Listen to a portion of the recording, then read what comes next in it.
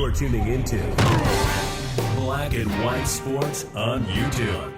The no-holds-barred truth on sports. The main event starts now. Well, guys, we have some very, very good news out of the state of Maine. As you guys know, their woke governor, Janet Mills, wants to defy President Trump and allow males into female sports. And of course, Maine is now under federal prosecution from the DOJ because they actually refused to comply at the government level. However, guys, we got some good news here, folks, because we have another school district now, guys, that has flat out rejected Janet Mills and keeping males and female sports. They said no. But the vote on this was absolutely shocking. If I'm not mistaken, I believe it was a 7-1 vote to actually repeal keeping males and female sports. This is a big time win for us, big time win for women, and a big time loss for Janet Mills and the left. They don't seem to be winning this thing, guys. They just don't seem to be winning this thing. And when the DOJ gets done with Maine is going to have to pay big time, I believe. But this is not a good look whatsoever for Janet Mills. Let's go ahead, guys, and get into this. Right over here. Second Maine school district repeals pro-trans policy after nearly unanimous board vote. Folks, we talk a lot about school districts electing woke people, and it's actually destroying the school system. But in this case, guys, it definitely seems like common sense is coming back. Says here, a second Maine school district has voted to revoke its pro-transgender policies in defiance of Democrat Governor Janet Mills. The state's regional school unit, RSU for short, 24 school board voted on Tuesday to join the Hodgson School Board in scrapping its transgender policies, which include allowing students to use bathrooms and facilities based on a created gender identity rather than biological reality, the Maine Wire reported. Wow.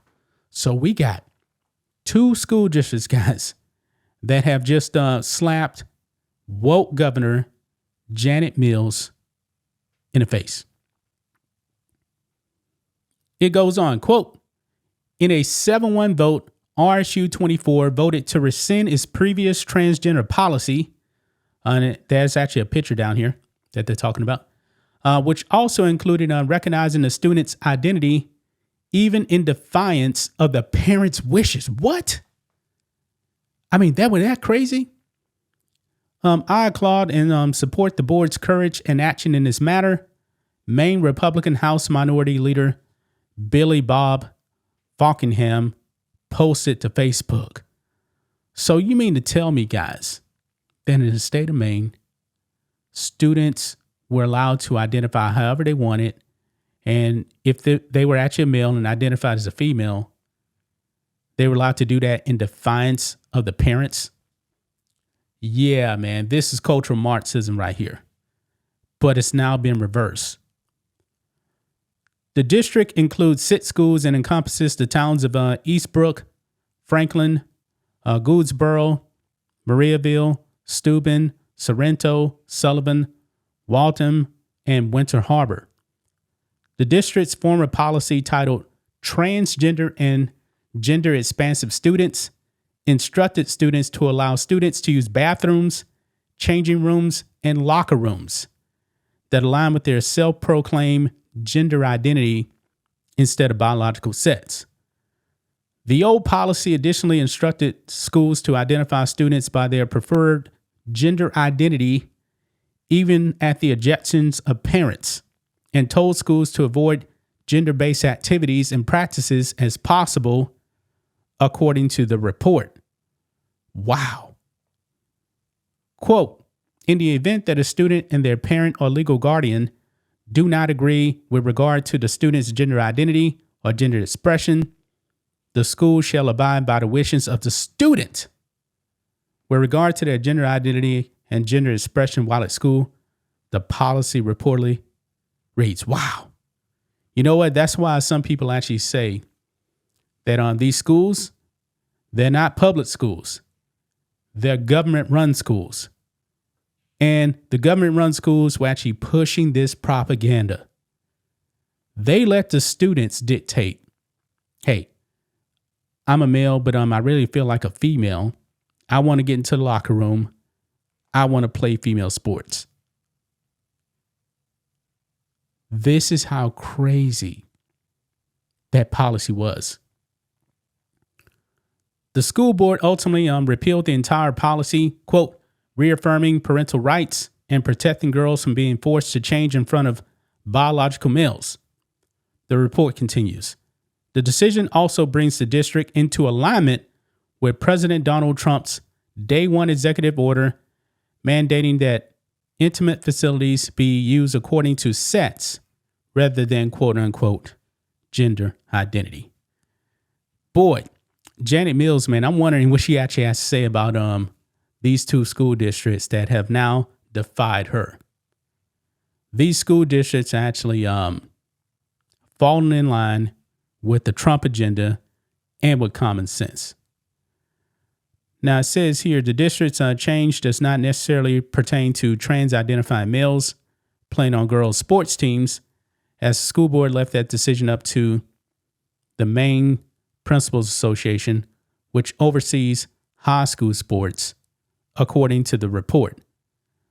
Governor Mills and the MPA have openly defied the Trump administration's order protecting girls' sports and spaces, leading to investigations in an ongoing funding battle. Wait a minute. So what they're saying here is that, okay, they changed these rules, but when it comes to sports,